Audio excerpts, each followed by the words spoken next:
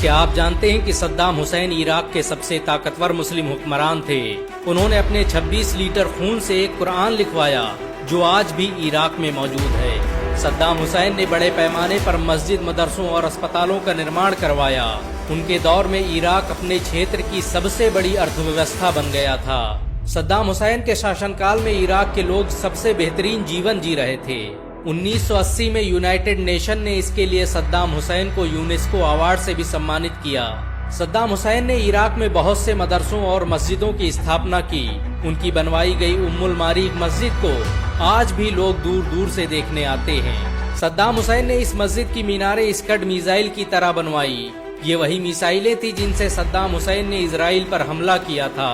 Scud missile की तरह बनी 43 मीटर ऊंची ये मीनारें आज भी दुश्मनों के दिलों में खौफ पैदा कर रही हैं। सद्दाम हुसैन ने इराक के लिए जो किया वो आज तक कोई नहीं कर पाया। उनकी दौरे हुकूमत में इराक साइंस और टेक्नोलॉजी के क्षेत्र में आसमानों पर पहुंच गया।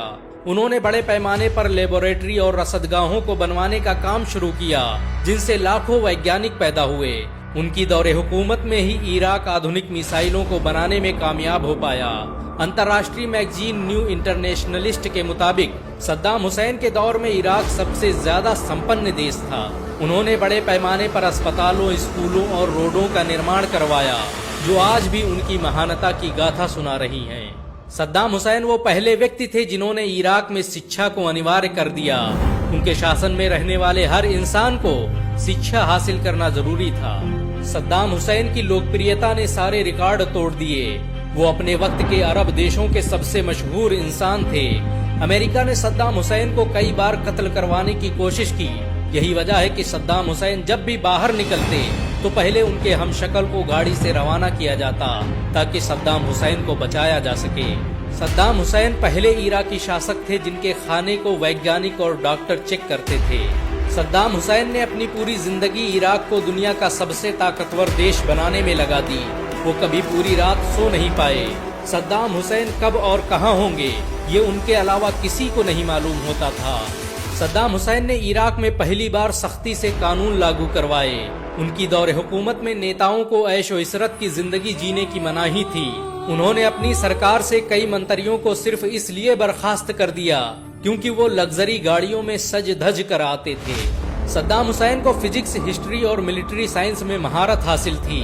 यही वजह है कि उनके दौर में इराक मिलिट्री साइंस के क्षेत्र में आसमानों पर पहुंच गया। उनकी लाइब्रेरी में विज्ञान और इतिहास से संबंधित दुनिया भर की किताबें मौजूद थीं। सद्दाम हुसैन खुद भी एक लेखक थे। उनकी लिखी किताबें आज भी पूरी दुनिया में पढ़ी जाती हैं। सद्दाम हुसैन 28 अप्रैल 1937 को तिकरित में पैदा हुए। ये वही शहर था जहां कभी सलाहुद्दीन अयूबी जैसा शेर पैदा हुआ। सद्दाम हुसैन के पैदा होने से पहले ही उनके पिता दुनिया से चल बसे। माँ ने परवरिश की और फिर चचा उसे लेकर बगदाद चले गए। बगदाद में रहकर ही सद्दाम हुसैन ने साइंस और टेक्नोलॉजी की तालीम हासिल की और कुछ ही समय में इराक के सबसे बेहतरीन कमांडर बन गए। उन्होंने दुनिया की मशहूर यूनिवर्सिटी जामिया अल काहिरा में तालीम हासिल की। ये वही यूनिवर्सिटी थी जिससे मोहम्मद मुर्सी और यासिर अराफात जैसे राजनेता पैदा हुए। सद्दाम हुसैन को इराक का सबसे इंसाफ पसंद हुक्मरान कहा जाता है। जब उनके बेटे के जरिए चलाई गई गोली से एक समारोह को नुकसान पहुंचा तो उन्होंने उसकी रोल्स रॉयस गाड़ियों को जलाने के आदेश दे दिए। सद्दाम हुसैन इराक के सबसे दानी इंसानों में से एक थे। उन्होंने एक अमेरिकी चर्च को करोड़ों रुपए की संपत्ति दान कर दी। अमेरिका के लोग सद्दाम हुसैन के इस कदम से इतना प्रभावित हुए कि उन्होंने डेट्रॉयट शहर की चाबी सद्दाम हुसैन को सौंप दी। बहुत कम लोग जानते हैं कि सद्दाम हुसैन ने अपने खून से एक कुरान लिखवाया जो आज भी इराक में मौजूद है। उन्होंने इसके लिए लगातार 3 सालों तक अपना 26 लीटर खून दिया। इस कुरान को उम्मुल मारीक मस्जिद में आज भी देखा जा सकता है। सद्दाम हुसैन की सबसे बड़ी गलती उनका कतर पर हमला करना था।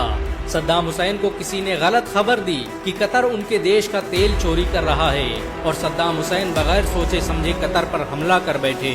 उनके इस हमले ने अरब देशों में एक दहशत पैदा कर दी और पूरी इस्लामी दुनिया 2 हिस्सों में तकसीम हो गई। सद्दाम हुसैन की जिद और फैसले अटल हुआ करते थे, लेकिन फिर भी उन्हें अपनी इस गलती का जिंदगी भर पछतावा होता रहा। सद्दाम हुसैन ने इराक में बहुत से स्कूल और कॉलेज बनवाए। उनकी दौर हुकूमत में इराक साइंस और टेक्नोलॉजी का गढ़ बन गया। इराक ने एक साल में इतने आविष्कार कर लिए कि अमेरिका को डर लगने लगा कि कहीं सद्दाम हुसैन भी परमाणु बम बनाने में कामयाब न हो जाएं। और यही वजह है कि उसने इराक पर बहाने से हमला कर दिया। अमेरिका और ब्रिटेन ने सद्दाम हुसैन पर 148 लोगों को मारने और परमाणु हथियार रखने का इल्जाम लगाया और इराक में अपनी सेनाएं उतार दी। जॉर्ज बुश के इशारे पर सद्दाम हुसैन पर मुकदमा चलाया गया ताकि उन्हें इराक की सत्ता और फिलिस्तीन की आजादी से रोका जा सके। सद्दाम हुसैन के 2 वकीलों को सिर्फ इसलिए कत्ल कर दिया गया कि वो सद्दाम हुसैन की पैरवी कर रहे थे। सद्दाम हुसैन के खिलाफ फैसला सुनाने से ठीक पहले जज बदल दिया गया और फिर वही हुआ जो अमेरिका और इस्लाम दुश्मन चाहते थे। 30 दिसंबर 2006 को सद्दाम हुसैन को फांसी देने का आदेश दे दिया गया। फांसी से पहले सद्दाम हुसैन ने वजू बनाया, नमाज पढ़ी और कुरान की तिलावत करते हुए तख्ते-ए-दार की तरफ बढ़ते चले गए। उनके दाएं हाथ में कुरान थी तो बाएं हाथ में तस्बीह और मुसल्ला। फांसी पर चढ़ने से पहले उन्होंने कुरान जल्लाद के हवाले की और अल्लाहु अकबर के नारे के साथ फंदे तक पहुंच गए। मजमे में दहशत का माहौल था, लेकिन सद्दाम हुसैन के चेहरे पर एक अलग ही सुकून नजर आ रहा था। सद्दाम हुसैन को जिस दिन फांसी दी गई वो बकराईद का दिन था। मुसलमान एक तरफ जानवरों को कुर्बान कर रहे थे तो अमेरिका सद्दाम हुसैन को। फांसी पर चढ़ते वक्त सद्दाम के माथे पर एक भी शिकन न थी। उनकी जुबान पर कुरान की आयतें जारी थीं। सद्दाम ने उस कपड़े को भी पहनने से मना कर दिया जो आम तौर पर फांसी के वक्त पहनाया जाता है। सद्दाम हुसैन वो पहले इंसान थे जिनकी मौत का मंजर पूरी दुनिया ने देखा। सद्दाम हुसैन को जब फांसी के लिए ले जाया जाने लगा तो उनकी सुरक्षा में लगे लोग रो रहे थे, क्योंकि उन्होंने आज तक इतना बेहतरीन इंसान नहीं देखा था। ये इतिहास में पहली बार था कि एक इराकी प्रेसिडेंट की मौत पर अमेरिकी सेना आंसू बहा रही थी। सद्दाम को फांसी दिए जाने पर अमेरिकी सुरक्षा कर्मी एडम रोजरसन ने रोते हुए कहा कि हमने सद्दाम के साथ गद्दारी की है और हम हत्यारे हैं। सद्दाम हुसैन ने लोगों के दिलों पर हुकूमत की थी। जब अमेरिका ने उन्हें फांसी देने का ऐलान किया तो अमेरिकी सेना में बहुत से लोगों ने अपना इस्तीफा दे दिया। सद्दाम हुसैन हमेशा भारत के एक बेहतरीन दोस्त रहे। उनकी दौर हुकूमत में इराक हर मुश्किल घड़ी में भारत के साथ खड़ा रहा।